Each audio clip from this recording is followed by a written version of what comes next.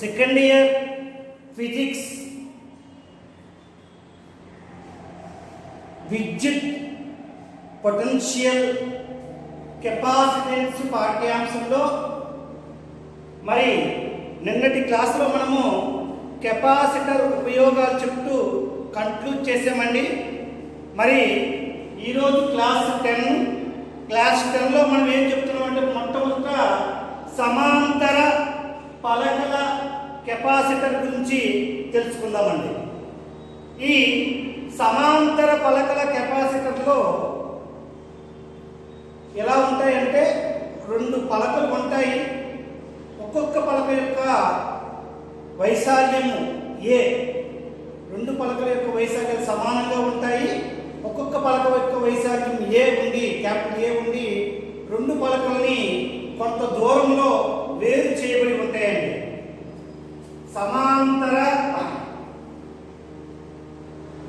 పలకల కెపాసిటర్, సమాంతర పలకల కెపాసిటర్ లో రెండు పలకలు అంటే ఆవేశ పలకలు అంటే ఇక్కడ రెండు ఆవేశ పలకలు కొంత దూరంలో వేరు చేయబడి ఉంటాయి.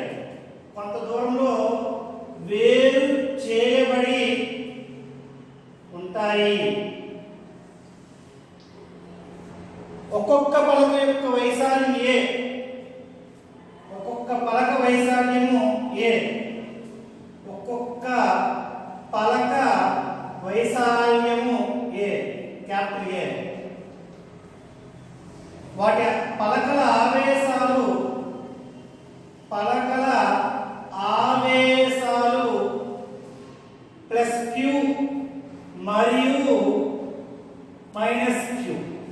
పలకల ఆవేశాలు ప్లస్ క్యూ మరియు మైనస్ క్యూ. పలకల మధ్య దూరం ఎంతంటే డి.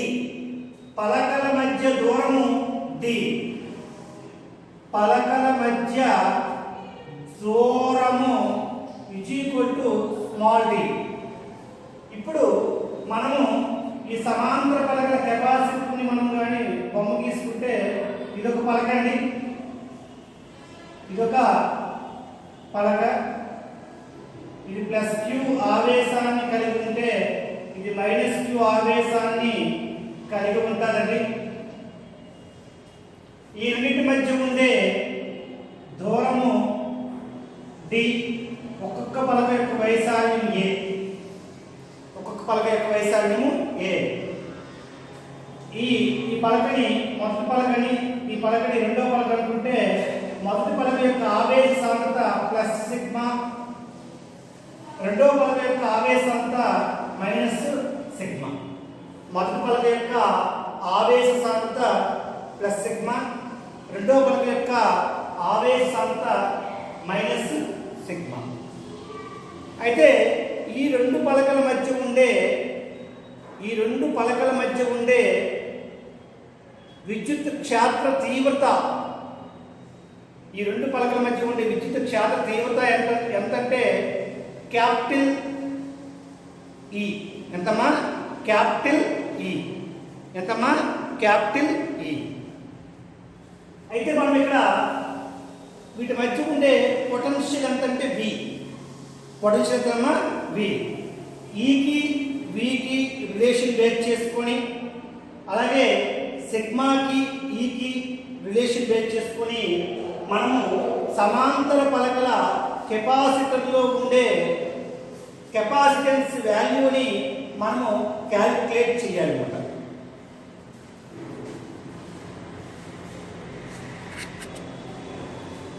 ఏమన్నామండి?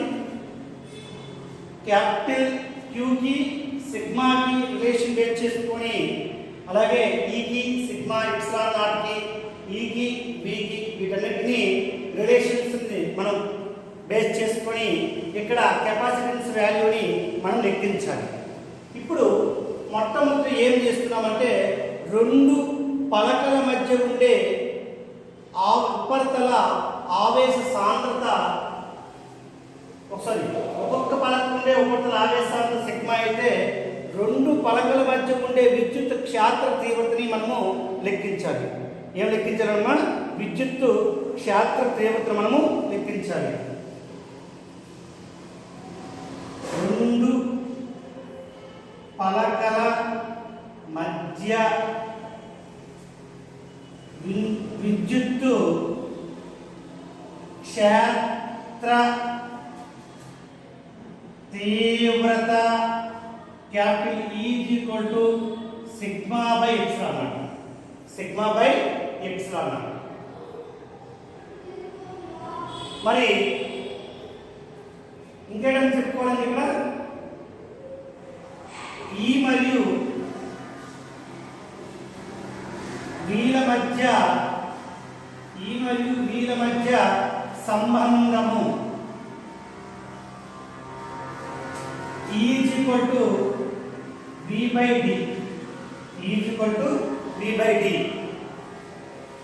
ఇప్పుడు ఇది సమీకరణం 1, ఇది సమీకరణం 2 అనుకుంటే సమీకరణము 1 మరియు 2ల నుంచి ఏం రాసుకుంటామండి? Sigma by epsilon not is equal to V by D. V by D. Sigma అంటే ఏంటమ్మా? ఉపరితల ఆవేశ సాంద్రత Q by A. కానీ sigma is equal to Q by A. Sigma is equal to Q by A. Sigma is equal to Q by A. కాబట్టి Q by A whole by epsilon naught is equal to V by D. V by D. Therefore, Q by A into epsilon naught is equal to V by D. V by D. Q by D is equal to A into epsilon naught by D. Q by D అంటే capacity యొక్క capacitance. Q by D ఎవరు తెలియజేస్తుందమ్మా? Capacity యొక్క capacitance ని తెలియజేస్తుందమ్మా. Capacitance C is equal to A into epsilon naught by D. ఇది సమాంతర పలకల కెపాసిటర్ యొక్క కెపాసిటెన్స్ కి ఫార్ములా అండి. సమాంతర పలకల capacitor capacitance formula C is equal to A into epsilon naught by D. A అంటే పలక వైశాల్యము, ఎప్సిలాన్ అంటే పెర్మిటివిటీ, D అంటే పలకల మధ్య ఉండే దూరము.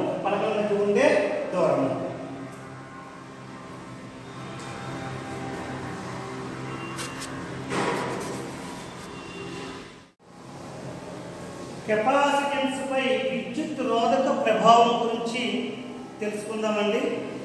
కెపాసిటర్ పలకల మధ్య ఏమీ లేనప్పుడు, శూన్యాన్ని ఉంచినప్పుడు ఏమవుతుంది, అలాగే కెపాసిటర్ పలకల మధ్య రోధక పదార్థాన్ని ఉంచితే ఏమవుతుందో ఈ రెండు విషయాలని మనము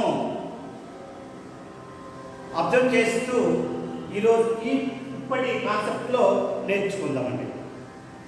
ఇప్పుడు కెపాసిటర్ పలకల మధ్య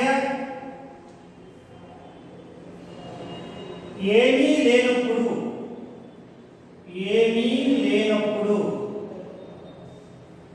ఐ మీన్ దట్ శూన్యంగా ఉంటే అప్పుడు ఏమవుతుంది? కెపాసిటెన్స్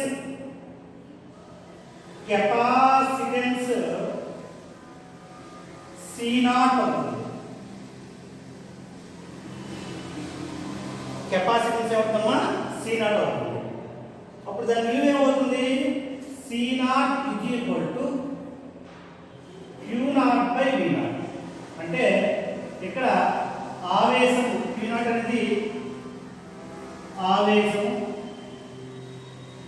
V0 అనేది పొటెన్షియల్ డిఫరెన్స్.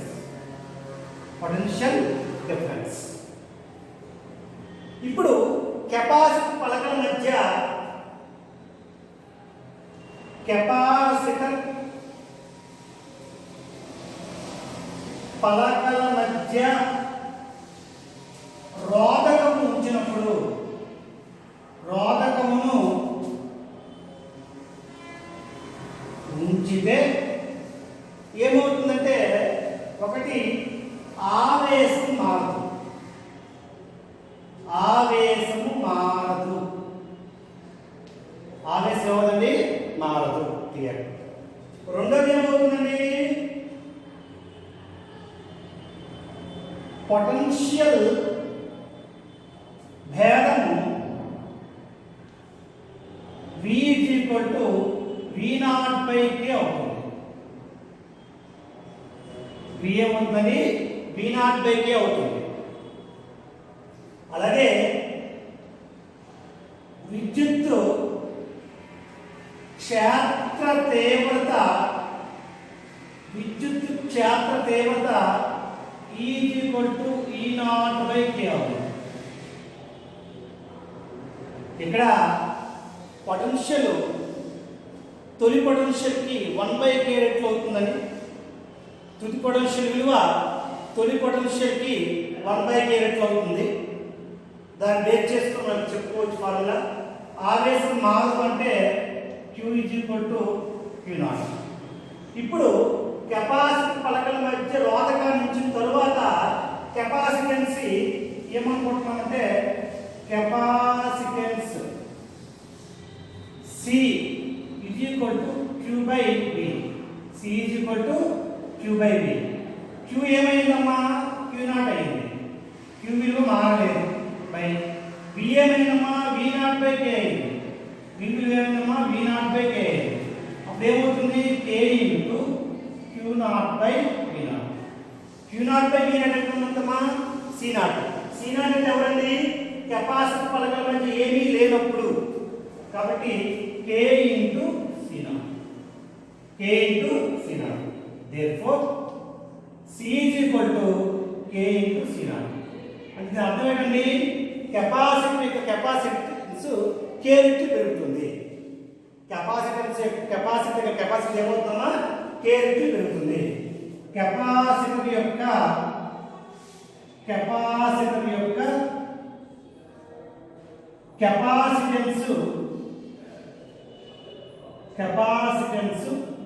K రెట్లు పెరుగును. అసలు ఎంతవరకు మనము చెప్పుకుంటున్నాము K అంటే ఎవరు, K రోధక స్థిరాంకం. K ఎవరండి ఇక్కడ, K ఇక్కడ ఎవరండి, K రోధక స్థిరాంకము. కేవలమా రోధక స్థిరాంకము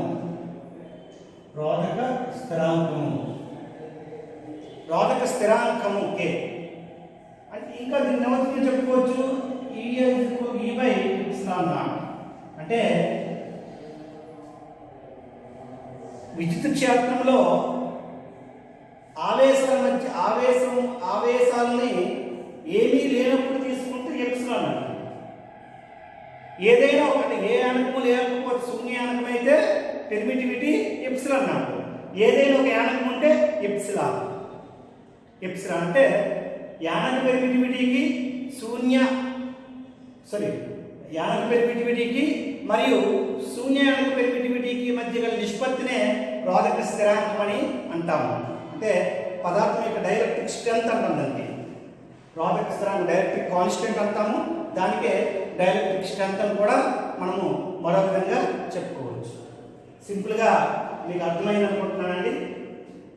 చూడండి, ఇది కెపాసిటర్ పలకండి. ఇది +Q ఛార్జ్, ఇది -Q ఛార్జ్.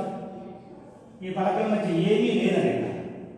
ఏమీ ఉంది అంటే ఏం చేసుకుంటామండి, -Q charge, +Q charge, -Q charge మధ్య ఎవరున్నారంటే రోధక పదార్థం. ఎవరండి, రోధక పదార్థం. రోధక స్థిరాంకం, రోధక పదార్థానికి ఉండేది రోధక స్థిరాంకం. రోధక పదార్థానికి ఉండేది రోధక స్థిరాంకం. ఓకేనమ్మా. ఏమవుతుంది ఇక్కడ సమాన కెపాసిటెన్స్ పై విద్యుత్ రోధక ప్రభావం ఏం చూపిస్తుందమ్మా, ఏదైనా ఒక రోధక పదార్థాన్ని కెపాసిటర్ పలకల మధ్య ఉంచితే కెపాసిటర్ యొక్క కెపాసిటీ పెరుగుతుంది. ఫలితంగా ఏమవుతుంది మనకి కెపాసిటర్ యొక్క కెపాసిటెన్స్ పెరుగుతుంది. ఎన్ని రెట్లు పెరుగుతుంది అంటే k రెట్లు పెరుగుతుంది. ఎన్ని రెట్లు పెరుగుతుందమ్మా? k రెట్లు పెరుగుతుంది.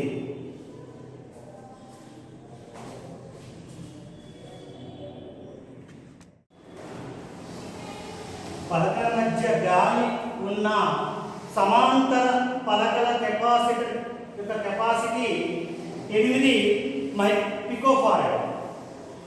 పలకల మధ్య దూరాన్ని సగానికి తగ్గించి వాటి మధ్య ప్రదేశాన్ని రోధక స్థిరాంకం k6 గల పదార్థంతో నింపితే కెపాసిటెన్స్ ఎంత అన్నది లెక్క.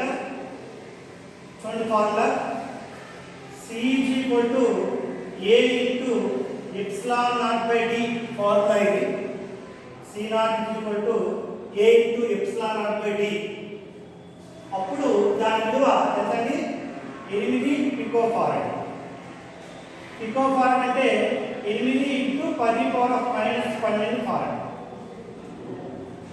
పలకల మధ్య దూరాన్ని సగానికి తగ్గించామండి. అంటే d విలువ d/2 అయింది. రోధక స్థిరాంకం ఉంచాం. రోధక స్థిరాంకం వస్తే ఫార్ములా ఏంటి? C K into C0. K into C0 A into epsilon naught by d/2 అండి. A into epsilon naught by d/2. d/2 ఉండేటప్పుడు ఏమవుతుంది? ఈ రెండుని ఇక్కడ గుణిస్తామండి. ఈ రెండుని ఇక్కడ గుణించడం అనేది జరుగుతుంది. అప్పుడు విలువ ఎంత అవుతుంది మనకి? 2 into K into A into epsilon naught by d. Therefore C is equal to 2 into K తమ 6, C విలువ ఎంతమ్మా? C0 విలువ ఇదంతా C0 అవుతుంది కదా, 2 into K into C0. C0 విలువ ఎంతమ్మా? 8 into 10⁻⁻12. 2 6 12, 12 96. 96 into 10⁻⁻12 farad.